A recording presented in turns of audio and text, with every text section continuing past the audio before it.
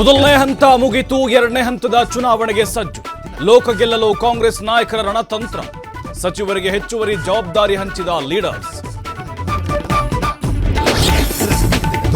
ಬೆಳಗಾವಿ ಲೋಕಸಭೆ ಚುನಾವಣಾ ಅಖಾಡಕ್ಕೆ CM PM entry.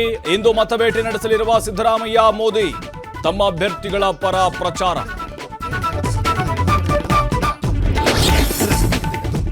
Congress ನಾಯಕರ ವಿರುದ್ಧ ಮತ್ತೆ ಮುಗಿಬಿದ್ದ ಜನಾರ್ದನ್ ರೆಡ್ಡಿ. ಇಕ್ಬಾಲ್ ಅನ್ಸಾರಿ ಒಬ್ಬ ಹುಚ್ಚ ಎಂದ ಶಾಸಕ, ಏನೇನೋ ಮಾತನಾಡ್ತಾನೆ ಎಂದು ವಾಗ್ದಾಳಿ. ಮತ್ತಷ್ಟು ರಂಗೇರಿದ ಶಿವಮೊಗ್ಗ ಲೋಕಸಭಾ ಕ್ಷೇತ್ರ ಅಭ್ಯರ್ಥಿಗಳಿಂದ ಮುಂದುವರೆದ ಅಬ್ಬರದ ಪ್ರಚಾರ. ರಾಘವೇಂದ್ರ ಈಶ್ವರಪ್ಪರನ್ನ ಸೋಲಿಸಲು ಗೀತಾ ಶಿವರಾಜಕುಮಾರ್ ಕಸರತ್ತು. ಮತ್ತೆ ಹಳೆ ಚಾಳಿಯನ್ನೇ ಮುಂದುವರೆಸಿದ ಮಂಗಳೂರು ಪಾಲಿಕೆ. ನದಿ ಒಡಲಿಗೆ ಸೇರ್ತಾ ಇದೆ ಡ್ರೈನೇಜ್ ನೀರು. ಮೂಡು ಶೆಡ್ಡೆ ಗ್ರಾಮಸ್ಥರಿಂದ ಹೆಚ್ಚಿದ ಆಕ್ರೋಶ.